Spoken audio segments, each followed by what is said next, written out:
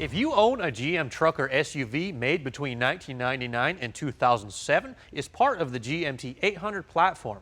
Now, mechanically, these trucks are very robust, but the 2003 to 2007 versions are known to have some electronic issues in the instrument cluster. Now, typically the speedometer will just quit working and the needle hangs out somewhere in the middle regardless of how fast you're actually traveling. Not a huge deal, but on our truck we also have a common problem with the solder joints. It causes intermittent function of the gauges. You turn the key on, the lights just flash and the needles will twitch until it finally figures itself out. Now, because these problems are so common, there's actually a couple different ways you can fix it. Number one, you could just yank the cluster out and send it off to a repair service. They'll fix it up, it'll take a couple days and probably cost you about $100. Not too bad. The second option would be go down to the dealership, which can be a little bit painful. They'll charge you somewhere around $500 for a brand new cluster to fix the problem. I'm going to show you guys another solution. We'll pull the cluster out and repair it. It'll only cost about $20 and take less than an hour of your time. To get to the cluster, we have to pull the dash trim out, then remove it from the vehicle.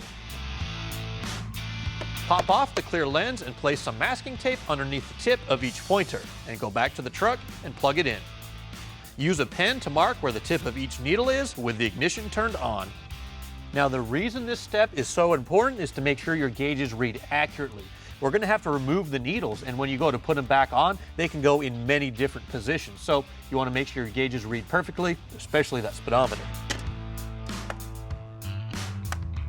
The old stepper motors are held onto the circuit board by their contacts and a little dab of solder. We need to use a soldering iron to heat it up, then use a solder sucker to remove it. Once all the pins are free, the stepper motor can be gently pried away from the circuit board.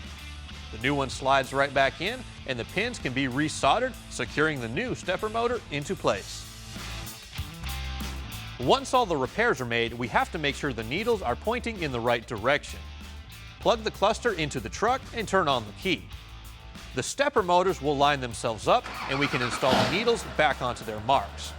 I like to start the engine and compare the readings to an OBD2 style scan tool to make sure everything is accurate.